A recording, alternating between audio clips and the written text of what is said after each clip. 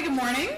Welcome to our last day of the Independent Film Week and IFP conference. I'm thrilled for this day. This is the day devoted to documentaries, which is one of my many passions in film, and I'm really excited to see all of you here. Before we get started, I just want to do just a little bit of housekeeping and say our general rules as they have been all week, which is no flash photography and no video recording. And if you're on Twitter, we are too. We're at IFP Film Week and using the hashtag Film Week. So if you're talking about us, I hope you'll use those.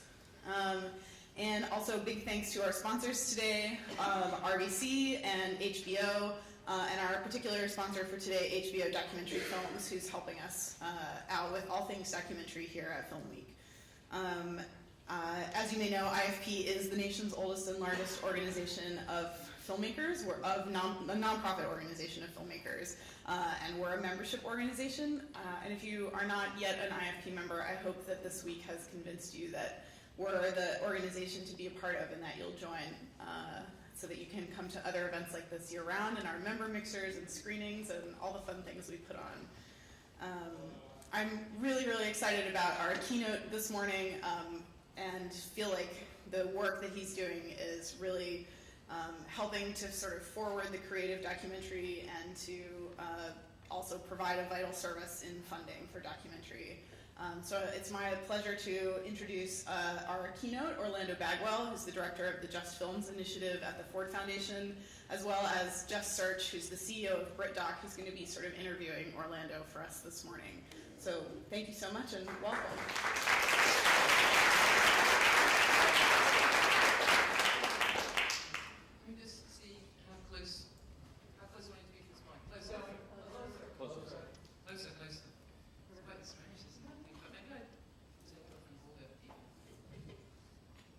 News reporter. I've never held a mic with I get a yes. Just search from IFP. Can I have a comment, please? So, Orlando, I canvassed a few people for one word to describe you in preparation for this, and I'm just going to share the ones that came up a lot. So, handsome,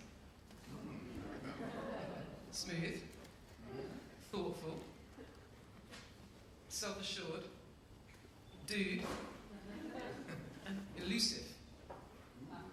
Yeah, and then I realized that you're really the Pink Panther. Okay, I've never been called that before. Yeah, you've been called Pink. I'll meditate on that one. Yeah.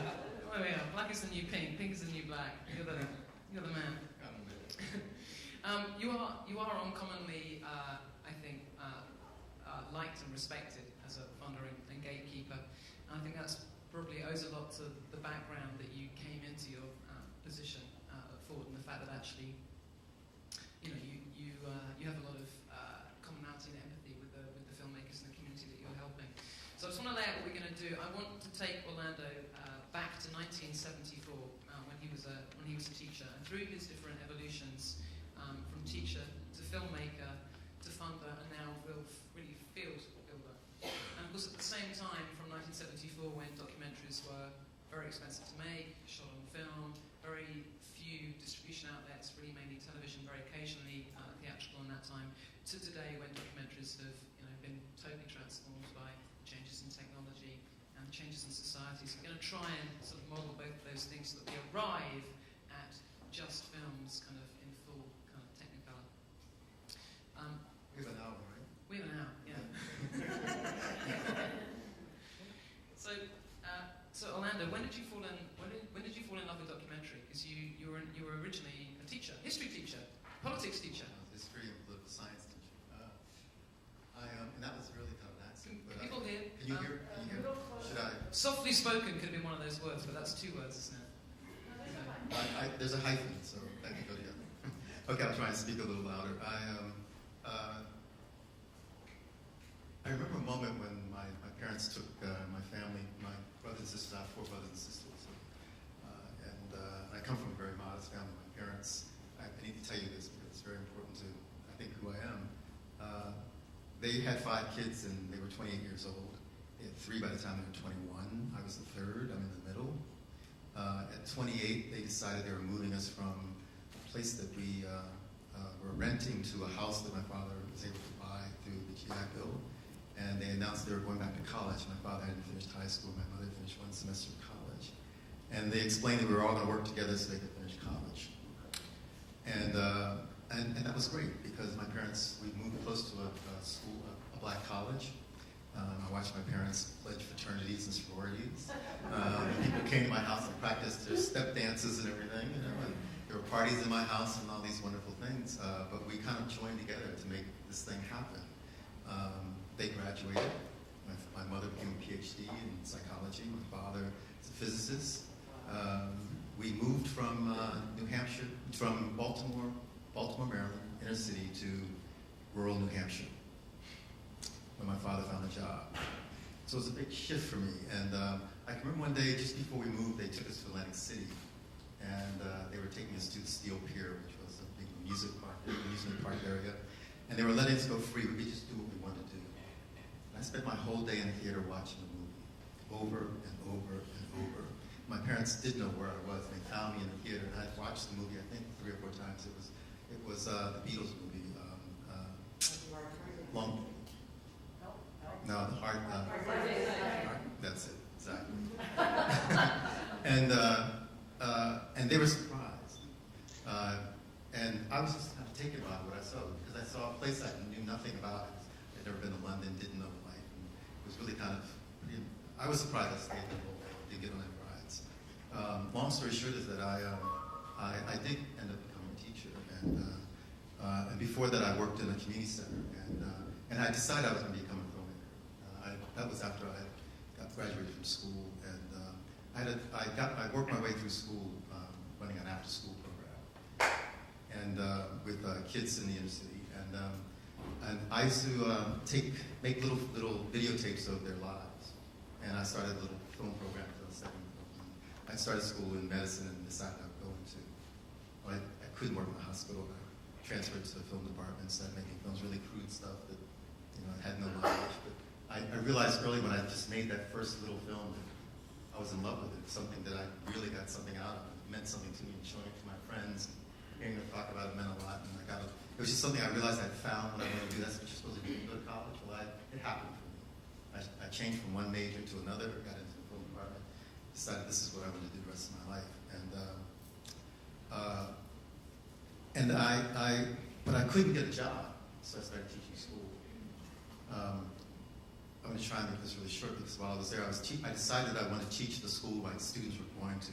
At the time, there was a lot of unrest in Boston around school meetings and schools. And I ended up getting, starting as a substitute and then getting assigned to a school in South Boston. I don't know if you know much about, Boston, but at that time that was the epicenter of all the strife was about schools and this integration of schools. And I came in as a history teacher, and I loved my class. I must say that there were some students who wrote really terrible things to me all the time because I was there teaching them and they didn't want me in school. But I left school one day, late, with a big arm of books because I'm trying to prepare every night to get ready for my next day in school because I hadn't planned to be a full-time history teacher. I was substituting before that. And I saw a woman on the corner of the street where I was going to catch the bus. And I was going to say hi to her, and I said hi to her, and she didn't say hi back. She was an older woman. And she kind of looked past me. And when she looked past me, it made me turn around. When I turned around, I realized there was a mob following me down the street. And they got me. And they surrounded me, and they started throwing people in to fight me. And it turned into a very bad scene where they had started beating me up in the middle of the street. And I thought that I was, it's like one of those moments where you realize these things don't happen, but it's really happening, and I'm not going to get out of this. And people are not helping me get out of it. And luckily, there was a bus coming down the street and forced its way in. And he opened the door and he told me to grab on, and they dragged me out of there. Now, it was an interesting moment because when things like that happen, lots of things affect you or happen to you. And I realized, one thing I realized that I didn't want to teach school. Not because I got beaten up. I really loved my students. I liked the classroom. I I didn't want to teach schools. I realized I wanted to tell stories. That it made me kind of reflect on what I started to do, and all of a sudden I was getting derailed into something that I did because I felt I needed to do. But it really kind of crystallized the need to get back and to think about how I was going to be a filmmaker. And I luckily got a chance to apply for a job. At the time when I got the school job, I'd been applying to a job with WGBH. They had a film department there. And not soon after that, they let me know that they were going to take me in as a freelance filmmaker in the department. And I had made a few films before that in college, and I got one that had gotten me an AFI award. And someone from New York called me up and said, would you come on and work as a camera assistant? That was my first gig for public television. And actually, I was asked to do a job to go back into that community with him and to do a story about that school.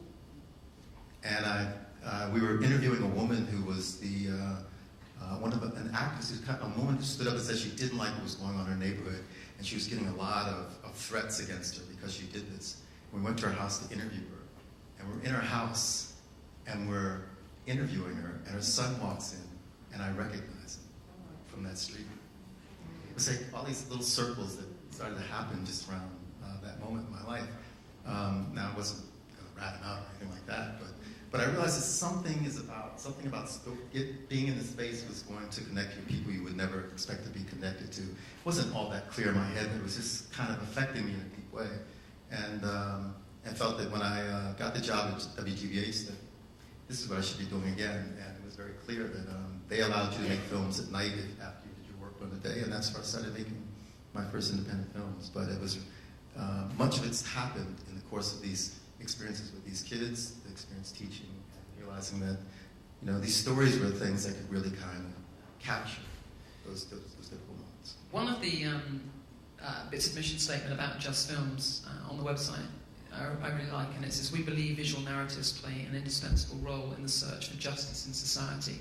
I feel like that's an idea that you maybe wrote down at the formation of Just Films, but really informed you from the very beginning, was maybe what attracted you to filmmaking in the first place.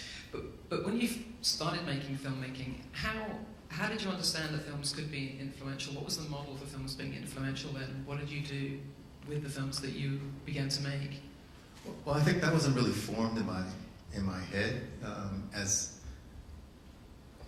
an aftermath or something that would come out of the filmmaking itself. You asked me in the background how to start getting excited in films. Well, at one point when I was living in New Hampshire, looking for something to do, I used to go to the Catholic church organization. They had a great film library, and I'd watch documentaries. And I used to do this thing when I was doing leadership training work through the Catholic Church. I used to bring films in, and I'd show 2 films at one time. And the whole issue in my early days was really about racial inequality, and my parents were people who were active in the civil rights movement, changing theaters in my neighborhood and things like that. So these things I grew up with, and there was 2 films. There's a film called 16 in Webster Grove, which is about Chicago suburb, and there's another film called The Tenement that CBS News had done as part of their CBS reports. And so I'd show both films simultaneous. I'd put them both on screens for people to watch, and I'd go in and out of sound. And it was much more the visual comparison of lives and hearing these young kids talk about what their opportunities were and things like that was really kind of strong about seeing these 2 films play side by side. And I remember when I was in college, I did it for my big sociology class where you had maybe 800 students in the classroom.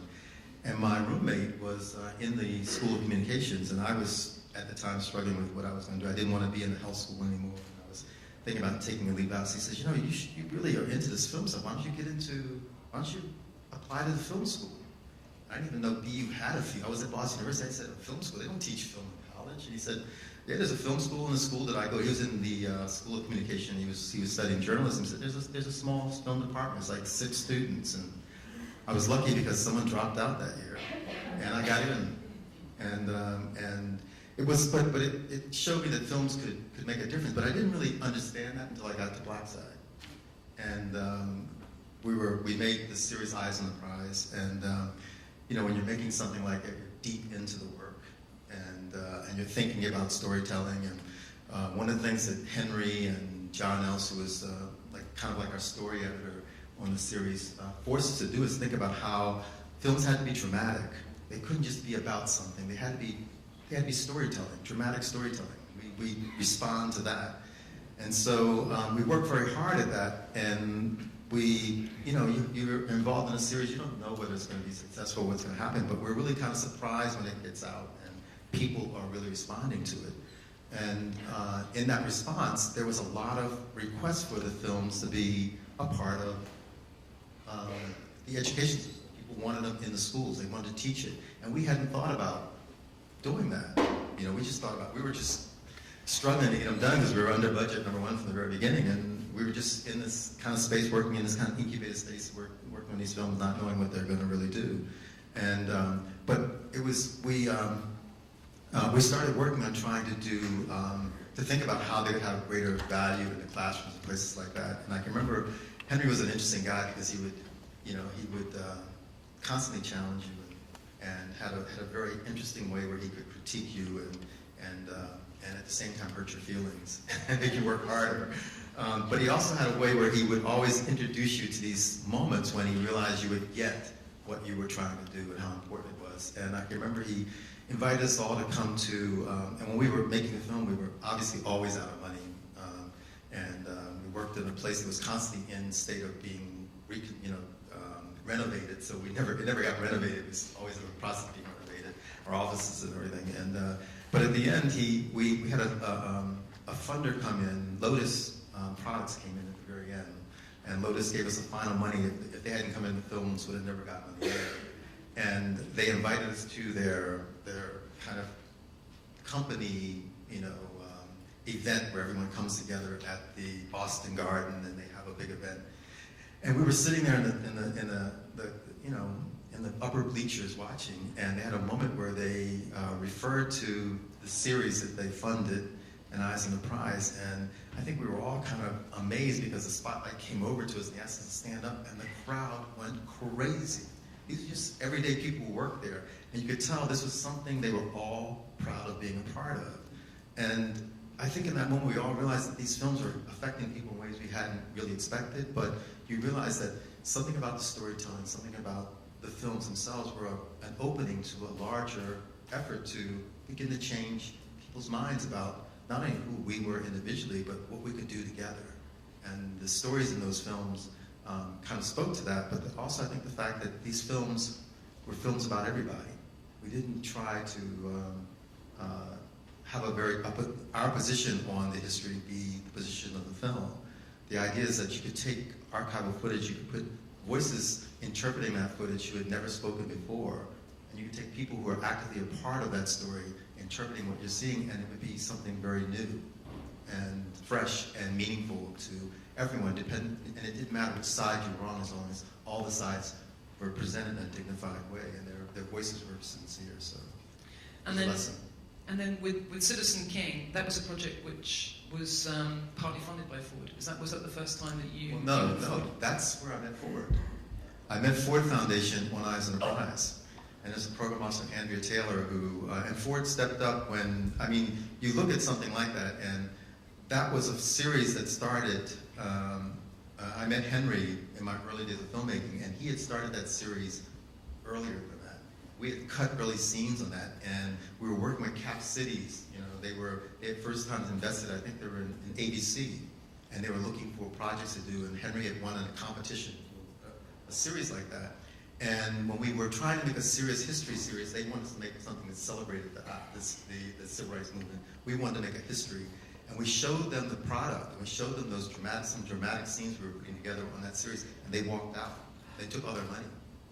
And Henry had invested so much, and the company just started to die. I went to California, so all the people left. And Henry stayed there and kept working to bring it back. And Ford was the first one to step in to then offer money to revive the series, and then CTV came in. But Andrea Taylor, Henry would make us show our rough cuts to an auditorium like this full of people.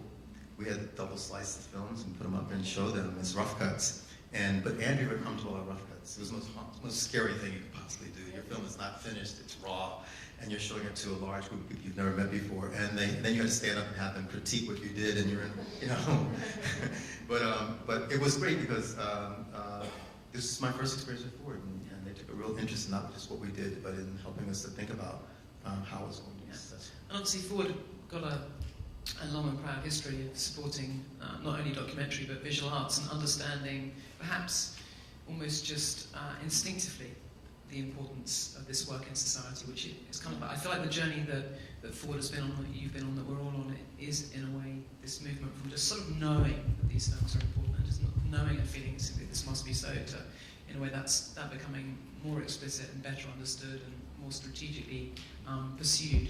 So then you joined Ford after Citizen King, 2004, and became a funder. So now you're not a filmmaker, now you're a funder, and you got involved in projects like Beats and Rhymes, and began to deepen this thinking about how you can work with a film to really make an intervention in society. Do you want to talk about what you learned with Beats and Rhymes? Yeah. When coming to Ford, I came to Ford as a program officer in public media. And I must say that, you constantly make choices in your life that you think you are in control of, and you realize quickly you're not in control of them at all. And I think that at that time I had been making films for a while. I had a production company in Harlem, Roja Productions, and we had quite a few projects that we were working on. Citizen King was one of them, and Matters of Race. We did had lots of filmmakers working. It was kind of an incubation space, a lot like Blackside, where we were trying to develop filmmakers, but film projects. And I realized that I was about to take a leave because everything was changing. This was 2003, 2004, and technology and everything was changing. How we were not just making films, but how people were getting access to films. And I wanted time to step away and consider this changing environment that I found my company in. My company at that point was 18 years old. I started in California not long after doing Eyes, and had moved it to Boston and then moved it to New York. Would you start that question? I wanted you to come around to some of the things that you funded, like Beats and Rhymes, when you first got to Ford, and then how that developed the thinking which was going to lead you on to Justin. When we and coming to Ford, I had work that I was being expected to do in public media, and that's thinking about public television. Ford is a major funder, but there was also room to support independent documentary work, small portion of my budget.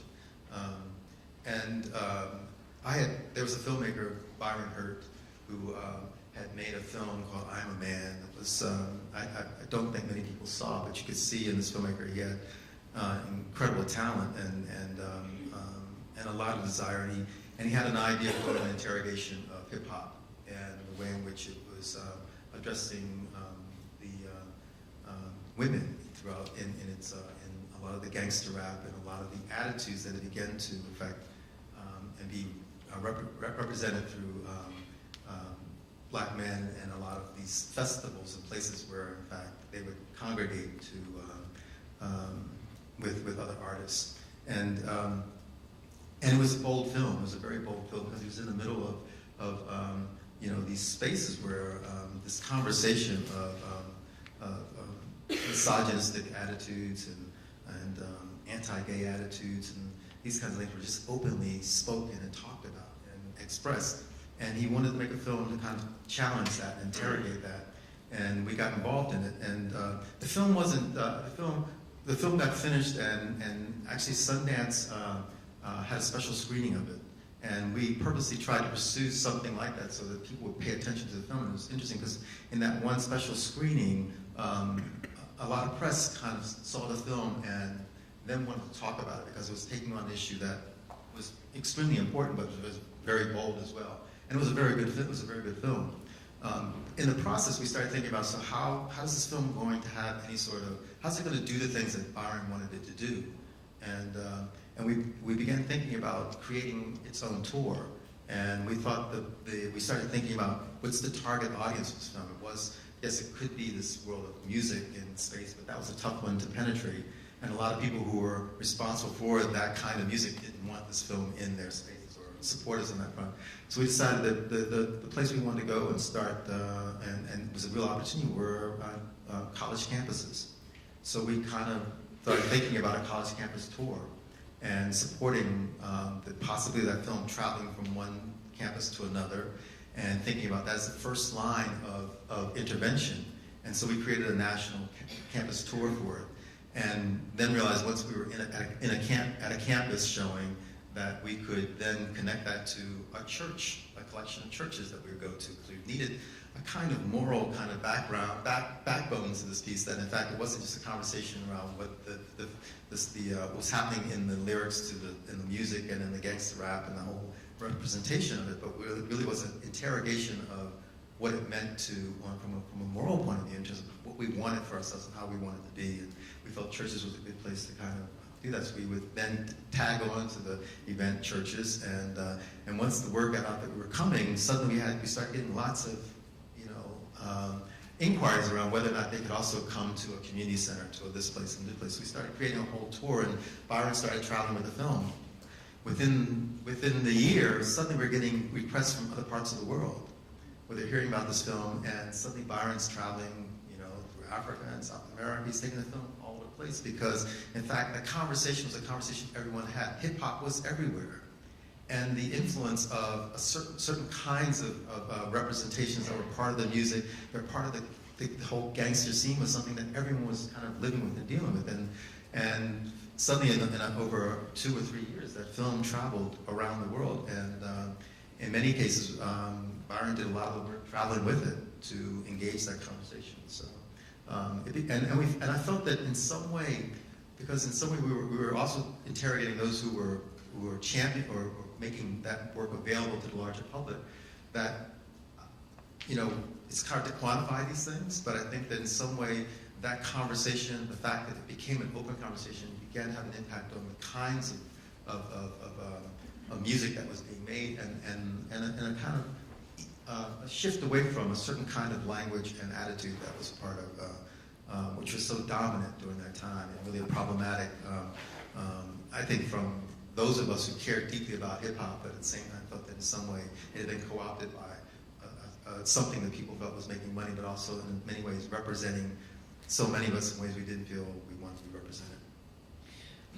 You are a very thoughtful funder. I like that story that you were thinking about taking a sabbatical to kind of consider what was happening to documentary and what change was going on and what that would mean for you. And I do feel like,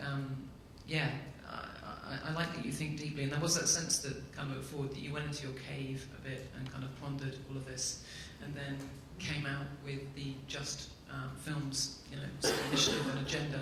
Can you characterize how that was a shift from the work that you've been doing at Ford already? Well, let me start by Ford Foundation. It wasn't a hard choice to go to Ford. I just expected I was not going to be there longer than 3 years. They presented it to me where you have a 3-year contract, and I was thinking about taking. I remember you actually saying that to me when you just started. And I said, "Yeah, this is great. I'm going to be here for 3 years." I know.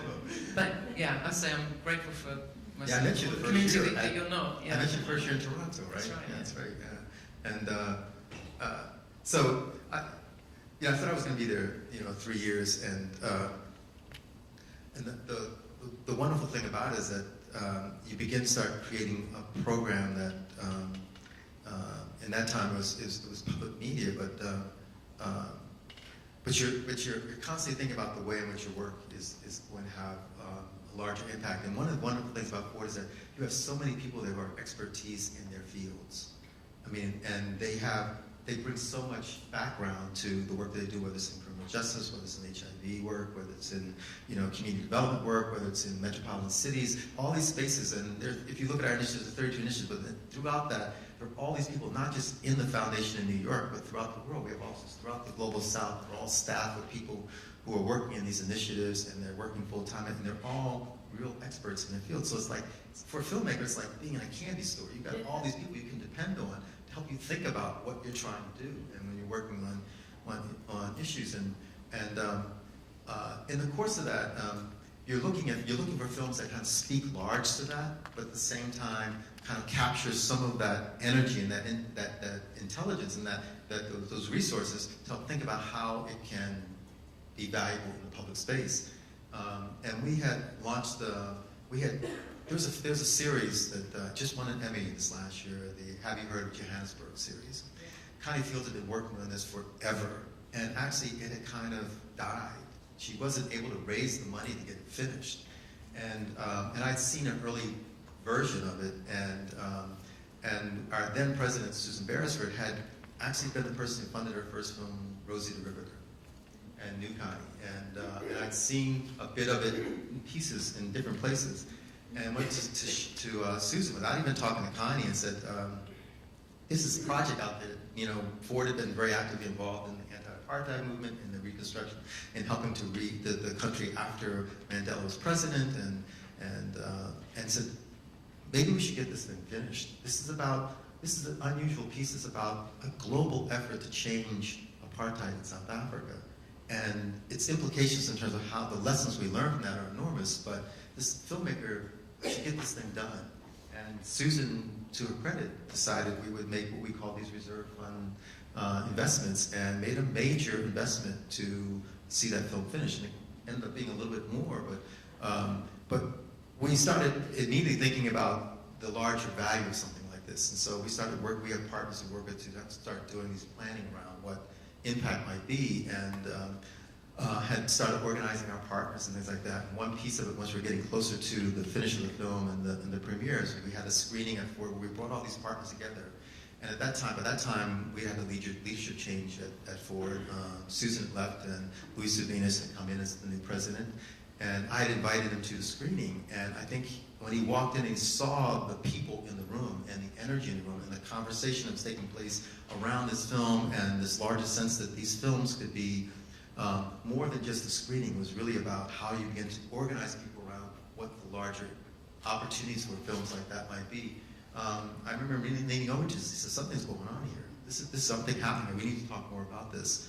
And out of that screening and his presence there, he began to talk about the opportunity for Ford to get into a more real intentional effort to support documentary filmmakers, storytelling, and the idea of storytelling as a front line into social change.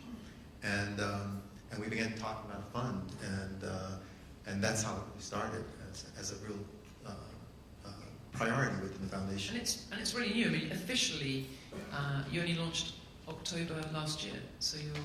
Well, yeah, we announced the Sundance 2 years ago, almost 2 years ago. Yeah. 2 years ago now. But it had really launched, October last year. It's only about a year and a half old. Yeah, so it's a very new initiative, and obviously a really huge commitment from Ford. 5 years, $50 million, a real kind of conviction that films can play this role.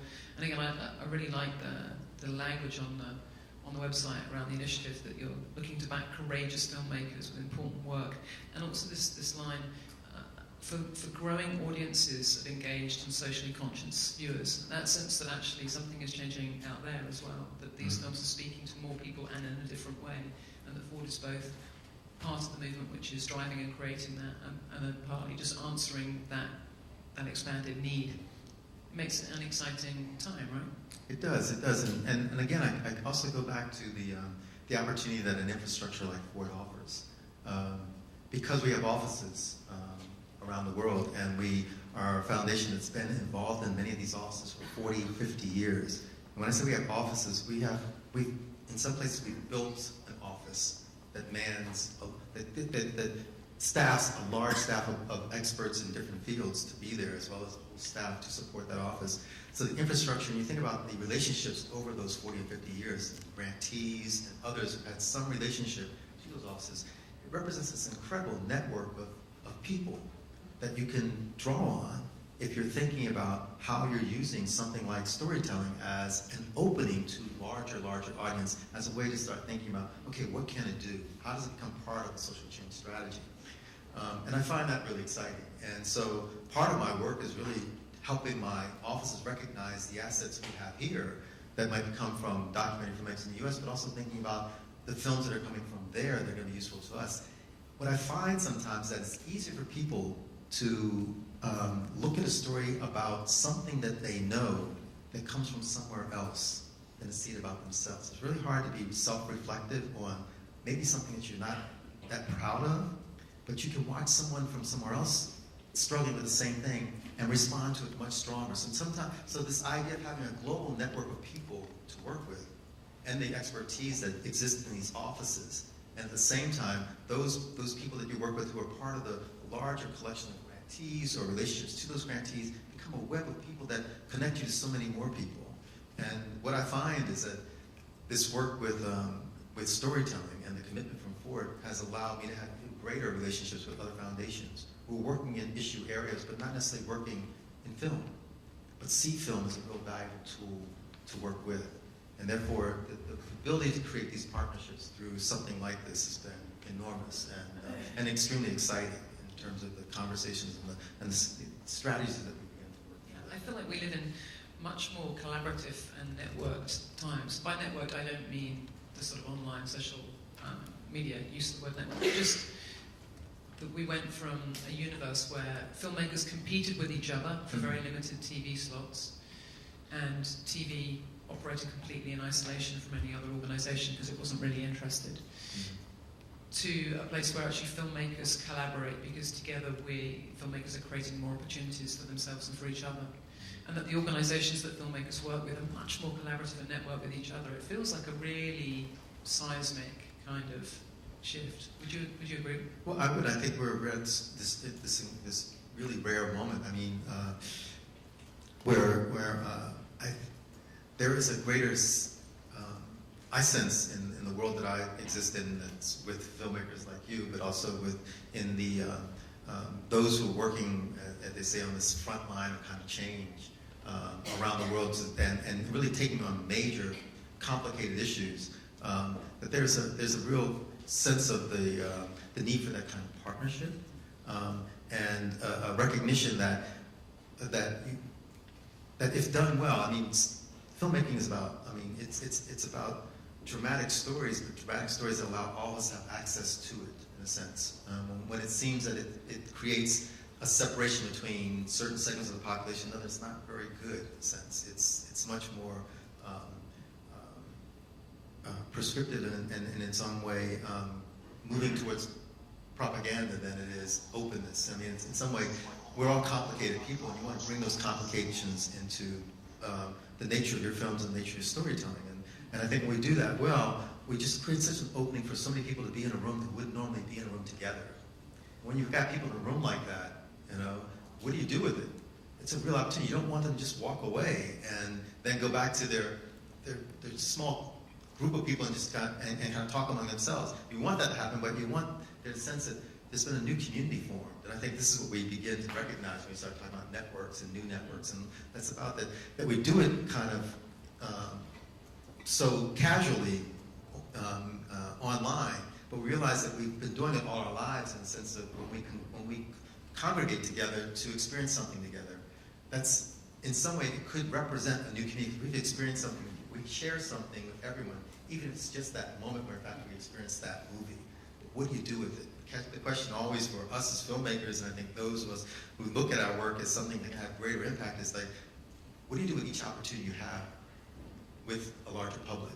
What do you do with each opportunity when somebody has a chance to even maybe watch your film alone? All those things are things that we're constantly thinking about, okay, how do we take advantage of that? What does that mean? How do we think about the opportunity for impact based on a sense that if we're doing good work, we're going to connect with lots of people, and we should be ready to take advantage of that. I want to talk in a bit more detail about how your process works, the kinds of films that Just Films have already got involved in, the kind of levels that you're coming in financially, and how people. Presume, who's a filmmaker here? Are you all filmmakers? Yeah. Okay. Yeah. Hell yeah. So I think having understood, I think, where Orlando's coming from, his philosophy, the philosophy of Ford, and where those two things come together, and the moment that we all find ourselves in the kind of evolution of documentary and its interaction with society. Let's get into, okay, so for the filmmakers in the room, you've got involved in a bunch of films: House I Live In, How to Survive a Plague, Island President, Detropia. Mm-hmm. How do you come to get involved in those films, and how do you decide if they're right for you and for Just Films? And if you do come in, kind of how do you decide at what level to come in and support them? Okay. Try and tackle this on two fronts. I mean, we think of the fund almost in three, subcategories of funding.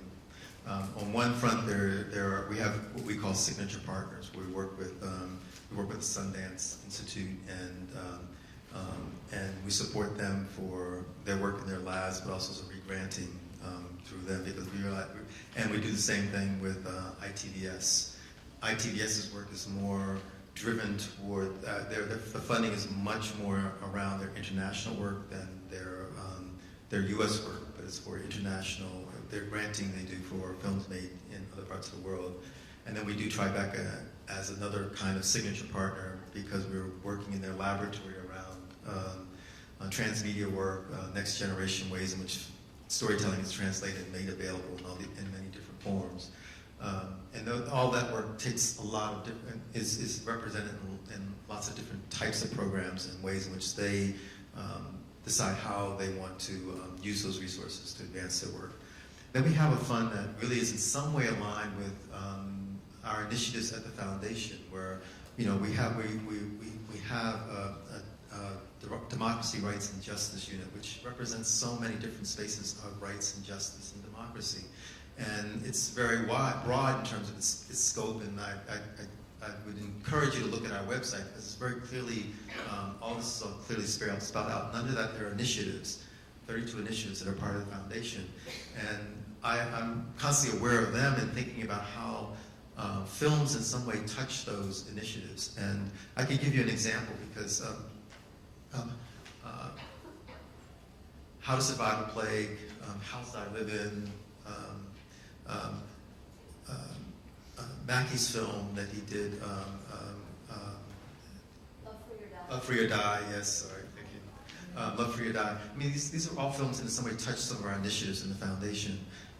They're not coming out of the initiatives, and I don't bring them in and have them talk to the program officers, and the program officers give them an idea of what their initiative, what their purpose is in their initiative, and then the film has to line up. No, it's really that the films are going to draw people to large issues that we're interested in. In some cases, working with the program officers and with Just Films, we find that in the aftermath of the film, there's a way in which we're aligned in terms of how we want to engage that beyond the films. I think the filmmakers find it really interesting that, in fact, we're ready to do that with them, and that in some way we're not just talking about intellectual support, but it also then translates into additional support coming through the initiative itself to support the film working in that way. And so I'm looking at films and thinking about how they connect with these things. Island President is a good example, because we do an international sustainable resources piece, and with my 5 minutes with my program officer working in that, we had a lot of conversations back and forth whether this film was the right film for their unit. In the end, he said, well, we're not really working there, but we like the film, but we can't support it with you. But we felt that it was the kind of film that could galvanize the conversation, allow us to be in that space, and also let people know that we're going to make more in that space. So we have a film in Peru right now that is much closer to the kind of sustainable resources that we're working with in the Amazon, When Two Worlds Collide. And so for that program officer, the Island President and this next film become really useful tools for them as it begins to align more closely to what he's doing, but also enlarging the conversation around issues that he's concerned with. So in some way we're working that way through our program office. I'm working that way, thinking about films that would connect with it, not directly to their initiative, but in a general sense, enlarging the conversation around that. That's the house. And then we try to look at whether or not we can create a collection of films that speak to different levels, like The House I Live In, then we're doing Gideon's Army, which is about public defenders, and HIV, we did where we were just talking about Peter Stanley. Yeah, How to Survive a How Plague. How to Survive a Plague, and then we're now working on another film that was by Frontline on AIDS in Black America. We had started the whole thing with a campaign with the Kaiser Foundation on Greater Than, was the beginning of our effort to kind of then move from a campaign to films to kind of address the issues in the And U.S. what's the sort of level that you come into this? I know you probably don't want, I don't know whether it's public or not, the exact amount on each film, but what's the kind of bracket of money that you're coming into those films on? Well, it can range depending on the film. I mean, we will make grants, over time in films, and we've been on a level from $500 to $600 to $700,000 in some films, depending on the nature of their budget. To sometimes we see films they just need to be finished, and we will come in at 50 to 100 to 200,000. But usually our grants range anywhere from 200,000 and above. And does it? Do filmmakers need to have done some thinking about how their film is going to move in the world before they come to you? Or is that something you think it really starts with the film and you'll figure that piece out with them if the film is going to be a powerful tool? How much is it beholden on the filmmakers in the room to have made the first kind of?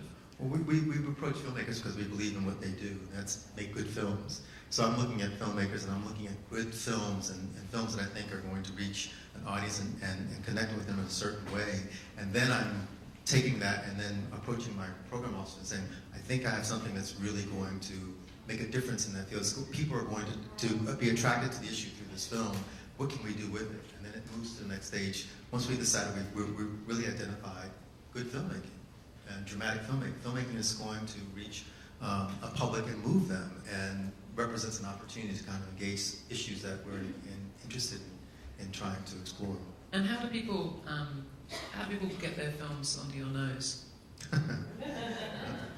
It's hard. I mean, you got to imagine when you have fun like this and something out there.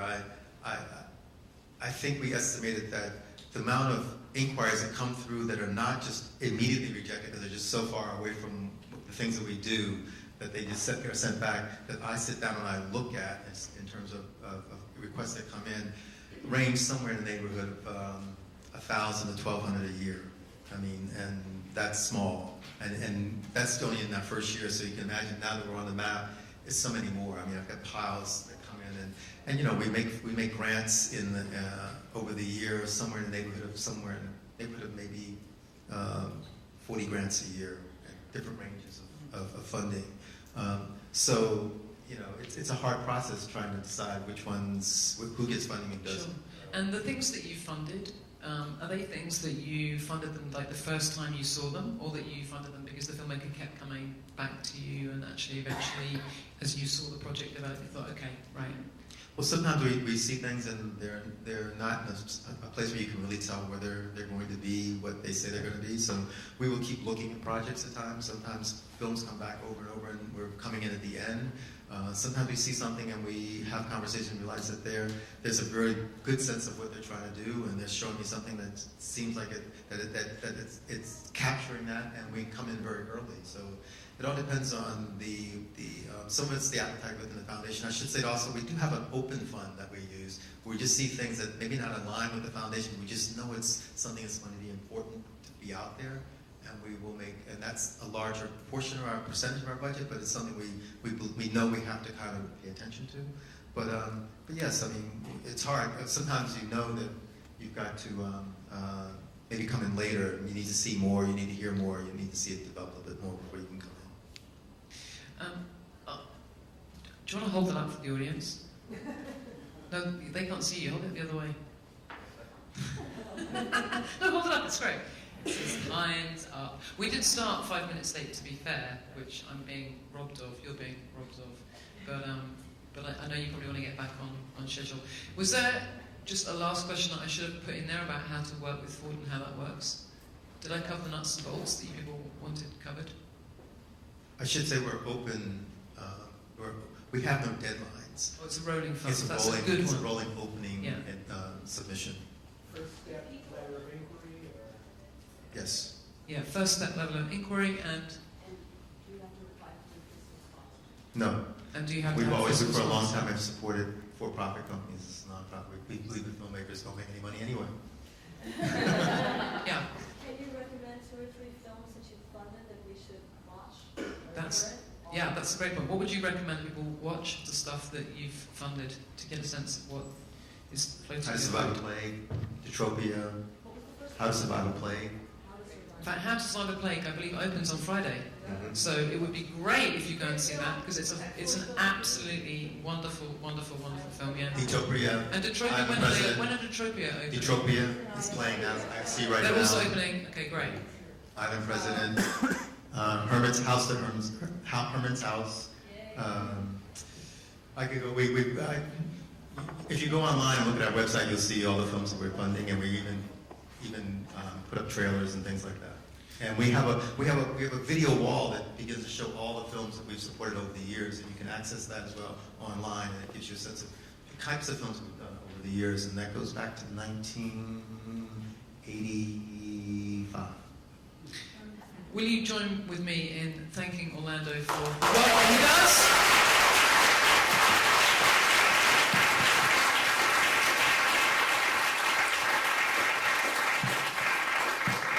And thank you all for coming, and have a wonderful rest of the day.